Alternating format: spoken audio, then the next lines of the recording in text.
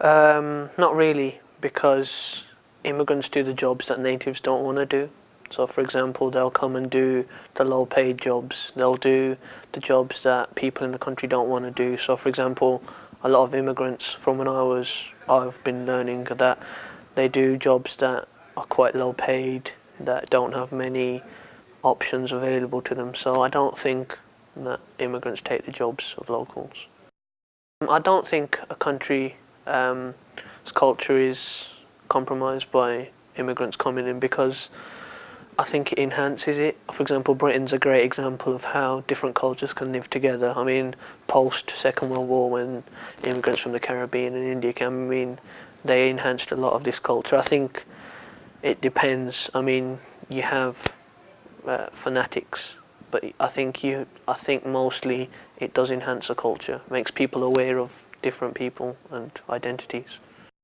I don't think immigrants make crime problems worse. I think sometimes they add to it, because some people who come here, they may have come from a country that, has had a lot of, problems, or they may be refugees, so they only know one certain way. But I don't think immigrants are necessarily raising the crime rate. I think that's to do with other factors, other socio-economic factors. I don't think the immigrants that the country know about are Australian. I think it's the ones that the government don't know are here. So, for example, the ones that get through the net, for example. So the ones that come here that illegally, because you can't keep a track of them. I think they may have a strain on the economy and the welfare, but not all immigrants. I don't think it'll become a threat. I think there'll be a lot more immigrants that will be moving around through different factors. I mean, as a geographer, I look at climate change, and I think people will be moving around because maybe their homes are destroyed. But I don't think they'll become a threat to society. I think society will be able to deal with it. I think it needs to be 50-50. I think immigrants need to adopt certain values that the culture they live in, because they need to understand that the people they're living with may not understand their culture.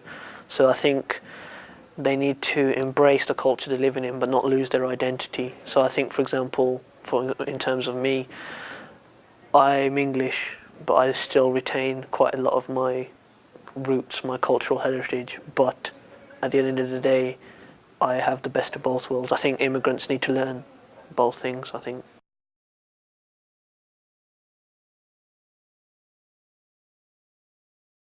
Yes, as a geographer, I think environmental sustainability is a very big thing. I think that you need to look at the future, and you need to help prevent, for example, certain aspects of global warming and climate change. And by contributing to maybe certain schemes, it's an easy way of combating climate change and environmental problems.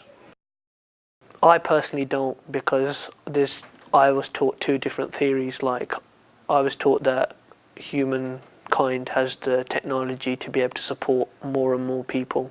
So with technological innovations, by growing different crops at higher rates, I think that we will be able to sustain more and more people. I look at it from that type of view. I don't think that more people necessarily means more problems, because there'll be more brains out there to try and solve the problem, so to speak.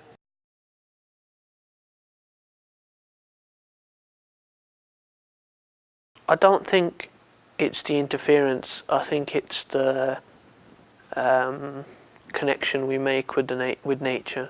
I think sometimes, we maybe use too many resources that have an impact on nature. But I think also that we can learn to coexist without harming the environment too much. I think that over the last 150 years, technological advantages have been exponential. We've been growing higher and higher anyway. So I think the future only holds even more advances. I think that humankind can help towards making more innovations and more ideas that will help in the future. I think we need to change, because at the moment, I think model industrial actions, nature isn't coping with what's happening, as we can see from rising CO2 levels, and we can see the atmosphere and the extremes in weather. I think that we need to change, because I think nature, it's reached its tipping point. So, I'd rather we did something now and before something happens, and then we definitely know this is the case.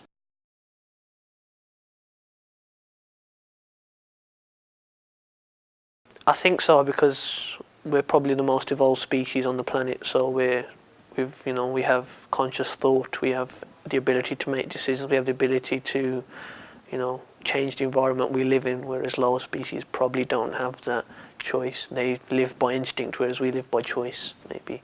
I think so, yeah, we are the highest species on the planet.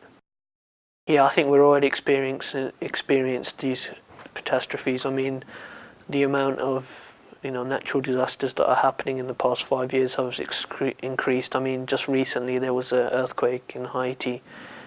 These things are happening more and more these days. I think because of the impact we're having on nature, I think these will only get worse if we don't do anything about it.